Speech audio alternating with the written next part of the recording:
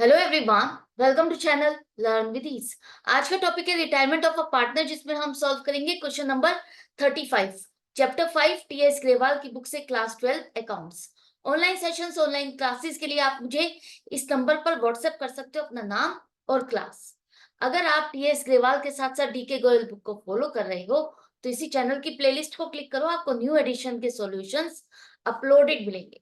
साथ में ही community section में एमसीक्यूज मिलेंगे क्विज की फॉर्मेट में और एमसीक्यूज के सॉल्यूशन शॉर्ट्स में। तो बहुत कुछ है चैनल पर, विजिट द चैनल। अच्छा लगे तो शेयर और सब्सक्राइब जरूर करना।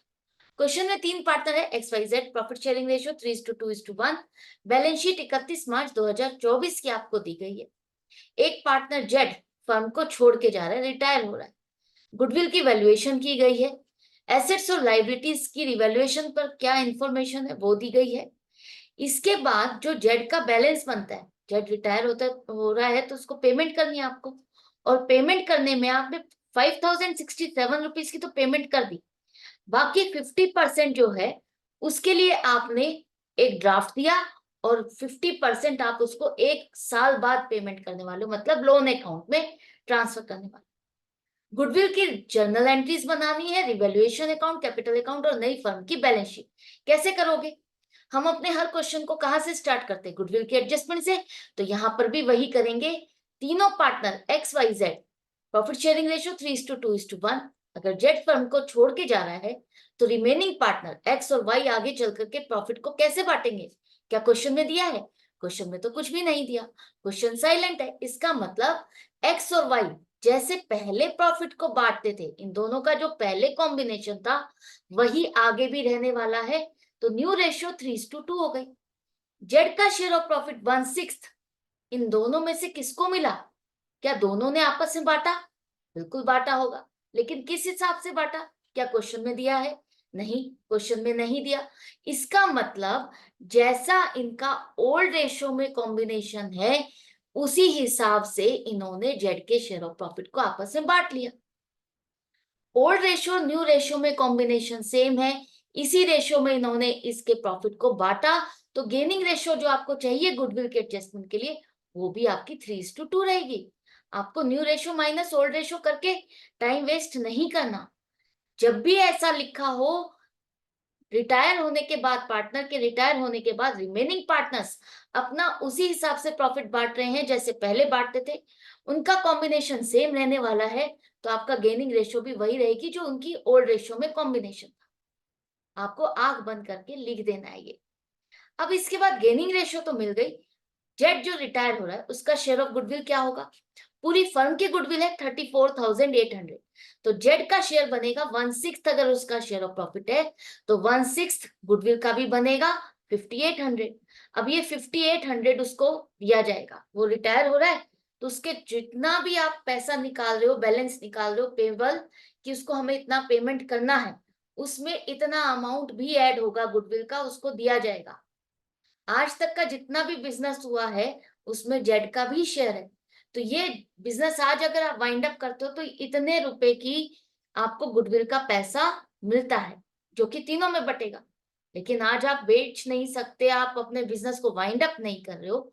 ये पैसा जब भी आगे बटेगा उसमें इतना शेयर जो जेड का था वो जेड तो होगा नहीं उस टाइम, तो जेड का शेयर ट्रांसफर किसको होने वाला है? वो होने वाला है एक्स और वाई को। कितना कितना? इतने रुपए में एक्स को इतना हिस्सा मिलने वाला है।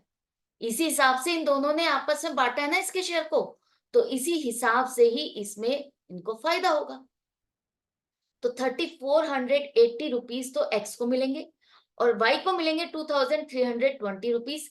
इन दोनों को इस हिसाब से फायदा होने वाला है।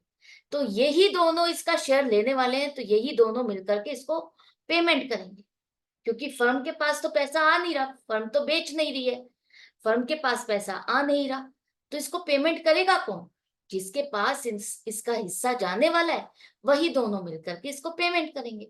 तो गेनिंग पार्टनर्स को आप डेबिट करते हो, x capital account debit, vice capital account debit और जेड्स कैपिटल अकाउंट क्रेडिट करो। इन दोनों से पैसा लेकर के जेड को दिया जाएगा। ये गुडविल की एंट्री आपकी पास हो गई। जो हमारी सेल्फ जनरेटेड गुडविल थी उससे रिलेटेड हमने एंट्री पास कर दी। उसके बाद नेक्स्ट स्टेप होता है हमारा बैलेंस शीट में कि हम चेक करें रिजर्व है क्या। हाँ, यहाँ पर आपका वर्कमैन कंपनसेशन रिजर्व है, लेकिन इससे पहले हम पार्टनर्स कैपिटल अकाउंट में साथ के साथ पोस्टिंग कर देते हैं। 68,000, 32,000, 21,000 तीनों के बैलेंसेस हो गए, और यहाँ पर गुडविल की जो आपने एडजस्टमेंट एंट्री की है उसकी पोस्टिंग कर दो। जेड को मिलना है तो जेड के क्रेडिट अकाउंट करोगे, और यहाँ पर एक्स और वाई के अकाउंट को डेबिट किया है तो इन दोनों का डेबिट होगा। इसके बाद दोनों जो ये रिजर्व आ रहे हैं आपके, workman compensation reserve, workman compensation reserve अब आपका 12,000। चेक करो क्या यहाँ पर कोई क्लेम है। हाँ, 750 रुपए का है, इसके अगेंस्ट लाइबिलिटी आ रही है, मतलब हमारे पास वर्कमैन कंपनसेशन का क्लेम आ रहा है 750 रुपए का, तो हमने इसी के लिए रिजर्व बनाया है, इसी से ही हम इस खर्चे को एडजस्ट कर देंगे। तो रिजर्व से एडजस्ट करने के बाद, इस क्लेम को एडजस्ट करने के बाद हमारे पास इतना रिजर्व अभी भी बच गया। कितना? 11,250, जो कि इन्हीं पार्टनर से बांटा जाएगा। तीनों पार्टनर से बांटोगे किस रेशो में? जो ओल्ड रेशो है 3:2:1, क्योंकि इसमें हिस्सा जेड का भी बनेगा। तो तीनों के हिस्से जितना आया, इन तीनों के लिए फायदा है। तो एंट्री क्या बनेगी? Workman compensation reserve account debit करोगे 12,000 से, to provision for workman compensation 750 रुपए, जिसे आप बैलेंस शीट में शो करोगे, और टू पार्टनर्स कैपिटल अकाउंट, जिसके हिस्से जितना आएगा ये सब अकाउंट में। तो यहाँ पर तीनों के अकाउंट में आप क्रेडिट कर दो, ये 750 रुपए अब आप बैलेंस शीट में शो करोगे। करेक्ट है। इसके बाद दूसरा आपका फ्लक्चुएशन रिजर्व है, investment fluctuation reserve. Investment fluctuation reserve में 6,000 रुपये आ रहा है, ठीक है। अब इससे रिलेटेड इन्वेस्टमेंट्स है, हाँ है। इसकी मार्केट वैल्यू दी है, हाँ दी है। कितनी? 17,600 रुपए। हमने बुक वैल्यू ली हुई है 15,000 और मार्केट वैल्यू है 17,600 रुपए। तो इन्वेस्टमेंट फ्लक्चुएशन रिजर्व हमने किसके लिए बनाया? नुकसान के लिए। अगर हमें नुकसान होएगा, इन्वेस्टमेंट की वैल्यू अगर डाउन जाएगी तभी तो हमें नुकसान होगा। अगर हमें नुकसान होगा, जितना नुकसान होगा वो हम अपने इस रिजर्व के साथ एडजस्ट करेंगे। लेकिन यहाँ चेक करो, यहाँ तो आपको नुकसान नहीं, फायदा हो रहा है। आपके 15,000 की इन्वेस्टमेंट 17,600 हो रही है, 2,600 रुपए से बढ़ रही है। तो ये फायदा है, इसको आप रिजर्व से एडजस्ट नहीं करोगे। तो ये रिजर्व एज इट इज बचा हुआ है 6,000, जिसे आप तीनों पार्टनर्स में एज इट इज बांट दोगे। यहाँ ये खत्म हो जाएगा। तो तीनों के हिस्से कितना कितना आया? 3,000, 2,000 और 1,000। एंट्री क्या बनेगी? Investment fluctuation reserve account debit 6,000 to partners capital account. यहां तक तो ये रिजर्व की बात हो गई, लेकिन इन्वेस्टमेंट का पॉइंट अभी और भी है, ध्यान से एक ही बार में कर लो।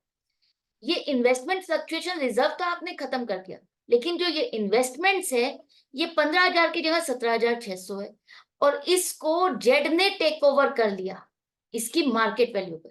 मतलब हमने इस इन्वेस्टमेंट को जेड को बेच दिया, कितने में? 17,600 पे। तो इसकी वैल्यू 2,600 रुपए से आपकी बढ़ी हुई है, आपको इसे बेचने पर 2,600 रुपए का फायदा हो रहा है। तो 2,600 रुपए का प्रॉफिट कहाँ लिखोगे? रिवैल्यूएशन में ही लिखोगे। वैसे भी इसकी वैल्यू इंक्रीज हो रही है, तब भी आप 2,600 रुपए लिखते ना रिवैल्यूएशन में, क्रेडिट साइड पे। हम यही मान के चलते ना, आज हम जितनी भी एसेट्स है, अगर इनकी वैल्यू बढ़ गई है तो वो हमारे लिए फायदा है। तो उसी तरह से 15,000 की जगह 17,600 रुपए हो गई, तो ये 2,600 रुपए का तो आपको रिवैल्यूएशन में प्रॉफिट हो गया। और ये इन्वेस्टमेंट अब आपने बेच दी 15,000 वाली 17,600 में जेड से, जेड को बेची आपने, तो जेड से पैसा नहीं आ रहा, हमको इससे अभी पैसा लेना है। तो जेड्स कैपिटल अकाउंट डेबिट होगा 17,600 से, इतना पैसा हम लेंगे। इन्वेस्टमेंट हमारी चली गई, बैलेंस शीट में हम शो नहीं करेंगे। 2,600 रुपए का जो प्रॉफिट है वो हमारा रिवैल्यूएशन में क्रेडिट साइड पे है। साथ के साथ पार्टनर्स कैपिटल अकाउंट में जेड से हमें जो पैसा लेना है 17,600 के डेबिट अकाउंट में शो कर। क्लियर है? एक ही साथ में एक बार में ये पॉइंट क्लियर हो गया तो आपके लिए अच्छा है, क्योंकि अगर हम मिस कर जाते, अगर हम बाद में करते, आधा ये रिजर्व बांटने के बाद आधा बाद में करते, तो शायद हम कोई ना कोई पार्ट मिस कर जाते। तो अब ये ध्यान से कर लिया अब आपने। अब आगे चलते हैं, रिजर्व्स हो गए आपके। इसके बाद आता है, यहाँ पर देखो गुडविल आ रही है आपकी 6,000 की। ये 6,000 की गुडविल परचेज्ड गुडविल है। एक तरह से आपने किसी का बिजनेस टेक ओवर किया और उसको जितनी एसेट बन रही थी उससे ज्यादा की पेमेंट की। तो वो जो आपने उसकी गुडविल परचेज की थी, वो आपने उसे अपनी एसेट्स में शो किया कि ये मेरी एक एसेट है जिसे मैंने खरीदा एक्सेस पे करके, जिसे आप धीरे धीरे करके खर्चों में डाल करके खत्म करते हो। लेकिन आज अगर आप बिजनेस को वाइंड अप नहीं कर रहे हो, आज आप क्या कर रहे हो, बिजनेस को वाइंड अप नहीं कर रहे हो लेकिन रिकॉन्स्टिट्यूट कर रहे हो। रिकॉन्स्टिट्यूट करते हुए भी हम क्या करते हैं, जितने भी खर्चे हैं, जितने भी पार्टनर्स के हिसाब किताब में खर्चे आने हैं, वो पूरे के पूरे बांट करके खत्म करते हैं। तो ये गुडविल का खर्चा जो बचा हुआ है, इन्हीं तीनों में बट करके खत्म होगा। किसके हिस्से कितना आएगा उसके अकाउंट में आप डेबिट करोगे। तो 6,000 को बांटते हो तो ये एक तरह से खर्चा है, नुकसान है। तो इन तीनों के अकाउंट डेबिट होंगे। गुडविल की एडजस्टमेंट एंट्री पास करने के लिए कहा है आपको, तो जर्नल एंट्री में सेल्फ जनरेटेड वाली भी आएगी और परचेस्ड वाली भी। इन दोनों की गुडविल की एंट्रीज आपको पास करनी है। तो जर्नल एंट्रीज में तीनों के कैपिटल अकाउंट डेबिट करोगे और ये गुडविल अकाउंट आपका क्रेडिट हो जाएगा। यहाँ पर क्लियर हो गया, नुकसान है तो इन तीनों के अकाउंट डेबिट ही होंगे ना। अब ये आगे आपकी बैलेंस शीट में शो नहीं होगा। इसी तरह से आपका आ रहा है एडवर्टाइजमेंट सस्पेंस अकाउंट, 5,250 रुपए। ये भी एक तरह से वो खर्चा है जो बच गया। एडवर्टाइजमेंट का आपने लमसम खर्चा किया, जिसका बेनिफिट आप एक साल में नहीं कई सालों तक लेते हो। खर्चा एक बार में कर दिया तो वो खर्चा बेनिफिट आपको कई सालों तक दे रहा है, तो पूरा खर्चा एक ही साल में नहीं डाला जाता, उसको धीरे धीरे करके हम उतने ही सालों में डिवाइड करके खर्चा बुक करते हैं। तो अब ये खर्चा जो बच गया, जो खर्चा डालना था हमको प्रॉफिट एंड लॉस अकाउंट में, ये बच गया। अब इस टाइम पर तो हम रिकॉन्स्टिट्यूट कर रहे हैं, ये सारा खर्चा हमें खत्म करना है, तो तीनों में बांट करके इसको खत्म करना होगा। तीनों के इससे जितना खर्चा ये आ रहा है, इन तीनों के अकाउंट को डेबिट करो।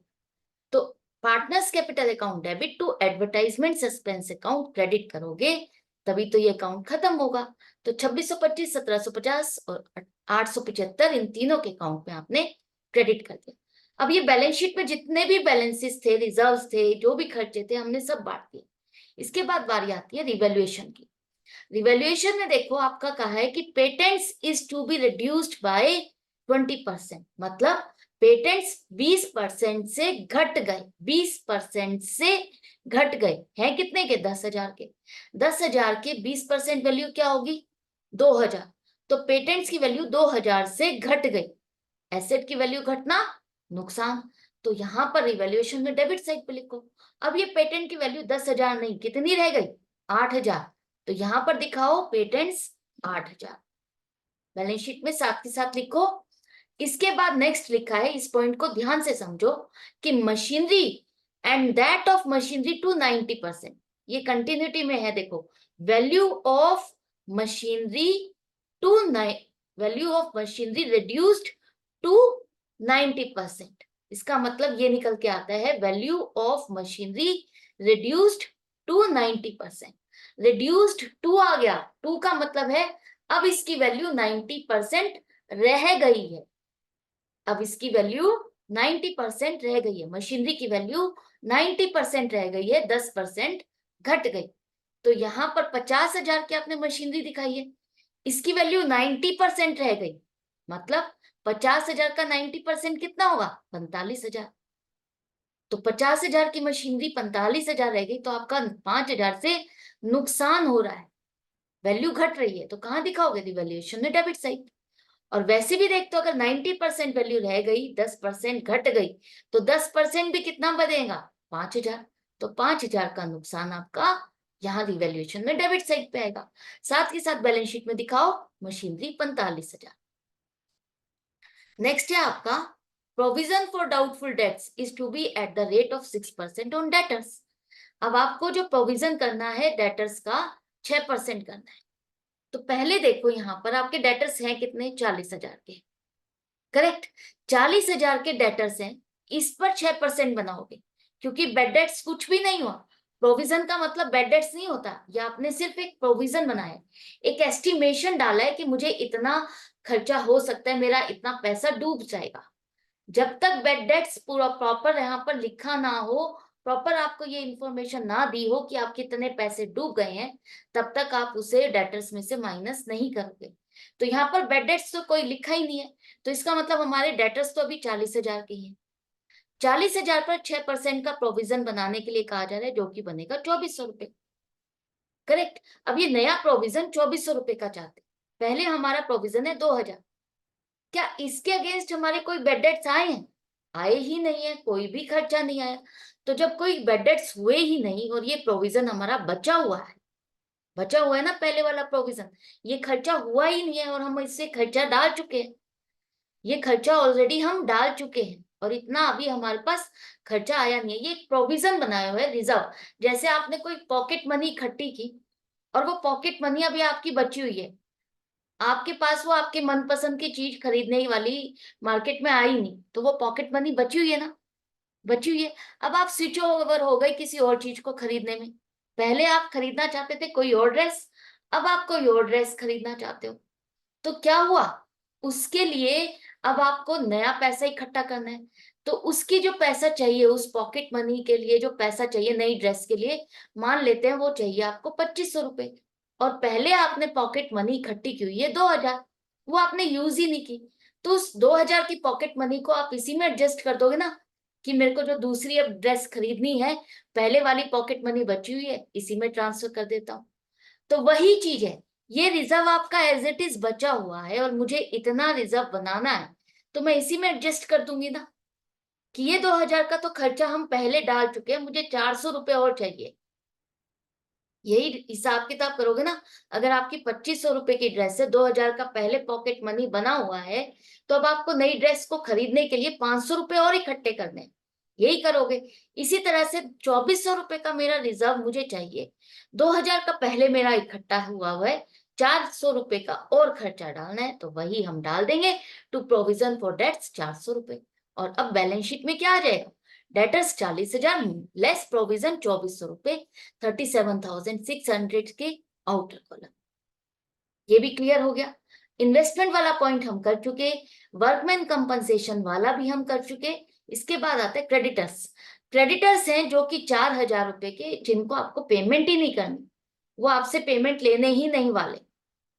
ऐसे क्रेडिटर्स 4,000 के जिसको आपको पेमेंट ही नहीं करनी, तो डिक्रीज इन लाइबिलिटी, लाइबिलिटी कम होना आपके लिए फायदा है। तो बाय क्रेडिटर्स अकाउंट 4,000 इवेल्युएशन में क्रेडिट साइड पे लिखोगे। और अब आपके क्रेडिटर्स कितने के रह गए, 21,000 की जगह 21,000 माइनस 4,000, 17,000 के रह गए। ये सब करने के बाद अब आपका रिवैल्यूएशन का प्रॉफिट या लॉस जो भी आ रहा है उसे डिस्ट्रीब्यूट करोगे। लॉस आ रहा है 800 रुपए का, जिसे हम तीनों पार्टनर्स में बांटेंगे, तो तीनों के हिस्से जितना आएगा उनके कैपिटल अकाउंट क्या होंगे, डेबिट होंगे, और रिवैल्यूएशन अकाउंट क्रेडिट होगा। तो ये हो गया आपका रिवैल्यूएशन अकाउंट रेडी। अब रिवैल्यूएशन का लॉस है तो डेबिट साइड पर पोस्ट कर दो। यहां पर सब कुछ करने के बाद अब पार्टनर्स कैपिटल का बैलेंस निकालने की बारी आ गई है। तो सबसे पहले जेड जो पार्टनर रिटायर हो रहा है, उसका हिसाब किताब देखो कि उसका बैलेंस कितना बनता है। उसका बैलेंस बनता है जितना भी बनता है, लेकिन यहाँ लिखा है कि 5,600 सॉरी 5,067 रुपीज की हमने पेमेंट कर दी उसको। तो टू बैंक अकाउंट इतनी पेमेंट कर दी हमने जेड को 5,067, बैंक से ही दिखाएंगे क्योंकि बैंक अकाउंट है। टू बैंक अकाउंट 5,067 की पेमेंट भी कर दी। बाकी अब कितना बचा, बाकी के लिए देखो इसका बैलेंस आ रहा है 10,067 रुपीज। करेक्ट। इसमें से हमने अगर इतने की पेमेंट कर दी तो बाकी बचा 5,000। 5,000 में से वो कह रहे हैं 50% का ड्राफ्ट दे रहे हो, जो कि 3 महीने बाद पेबल है। इसका मतलब क्या है, अगर 3 महीने के बाद पेबल है और ड्राफ्ट दे रहे हो, इसका मतलब आप बिल ऑफ एक्सचेंज दे रहे हो उसको। आप एक उसको ड्राफ्ट लिख करके दे रहे हो, bill of exchange promissory note लिख कर दे रहे हो कि मैं तुम्हें 3 महीने बाद पेमेंट कर दूंगा। ठीक है, तो वो 50% अमाउंट, 5,000 का 50%, 2,500 रुपए के लिए आप उसका बीपी एक्सेप्ट कर रहे हो कि हम तुम्हें 3 महीने बाद पेमेंट कर दें। तो ये हमारे लिए लाइबिलिटी है। जेड के लिए बीआर है, वो बीआर है, उसके लिए एसेट है कि उसे 3 महीने बाद ये पेमेंट मिल जाएगी। और हमारे लिए लाइबिलिटी है, इसलिए बीपी है। तो हम उसको लिख करके दे रहे हैं, हम लिख करके दे रहे हैं, फर्म लिख करके दे रही है, फर्म की लाइबिलिटी है, तो ये बीपी हो जाएगा फर्म के लिए 2,500। और बाकी कहा जा रहा है 1 साल बाद पेमेंट करेंगे। तो अगर 1 साल बाद पेमेंट करोगे तो इसका मतलब तो लोन में ट्रांसफर होगा। तो टू जेड्स लोन अकाउंट 2,500 रुपए। तो इसका तो पूरा अकाउंट आपका क्लियर हो गया। बाकी बचे दोनों पार्टनर एक्स और वाई, इनके दोनों के क्लोजिंग बैलेंस निकालो। एंड में लिखो टोटल, तो पार्टनर्स कैपिटल अकाउंट भी हो गया। अब बारी आती है बैलेंस शीट की। तो बैलेंस शीट में यहाँ पर जेड लिख लेना। यहाँ पर देखो, अब यहाँ पर आपका क्या क्या रह गया, स्टॉक रह गया 30,000 और कैश का बैलेंस रह गया। कैश में आपका 5,750 का बैलेंस है। आपने जेड को पेमेंट कर दी 5,067 रुपए के, तो बचा कितना, 683 रुपीज का बैलेंस बच गया कैश का। इधर क्रेडिटर से 17,000 हो गए थे। दूसरा आपका वर्कमैन कंपनसेशन का आपने क्लेम एक्सेप्ट किया था 750 रुपए, वो भी तो लिखना था बैलेंस शीट में, वो लिखो। इसके बाद बीपी आपने जेड को लिख के दिया 2,500 रुपए, जेड का लोन 2,500 रुपए और इन दोनों पार्टनर्स के कैपिटल के बैलेंसेस। सब कुछ लिखने के बाद ये रिजर्व्स तो आप बांट चुके हो, खत्म हो चुके हैं। यहाँ पर से गुडविल और एडवर्टाइजमेंट सस्पेंस ये भी खत्म हो चुके हैं, सब कुछ बांट चुके हो। ठीक है, इनको बैलेंस शीट में दोबारा नहीं लिखोगे। अब एंड में लिखो टोटल। लाइबिलिटी साइड का टोटल आ रहा है 1,21,283 और एसेट साइड का भी टोटल यही आ रहा है। तो इसका मतलब हमारी बैलेंस शीट कंप्लीट हो गई, एकदम complete, perfect, with working notes, with journal entries जितनी कहा था। आई होप आपको अच्छे से समझ में आ रहा है, क्लियर हो रहा है, कॉन्सेप्ट क्लियर हो रहा है, मजा आ रहा है कि किस तरह से प्रेजेंट करना है, किस तरह से मुझे अटेम्प्ट करना है क्वेश्चन जल्दी जल्दी करने के लिए, फॉर्मेट्स तैयार रखने हैं, एक ही बार में कैसे पोस्टिंग करूं, कैसे प्रेजेंट करूं, किस तरह से। तो मजा आ रहा है तो लाइक का बटन तो प्रेस करना बनता ही है। ज्यादा से ज्यादा फ्रेंड्स में शेयर भी करो और मेरे साथ कनेक्टेड रहो ताकि मिलते रहें और भी क्वेश्चन सॉल्व करते रहें। Good bye and take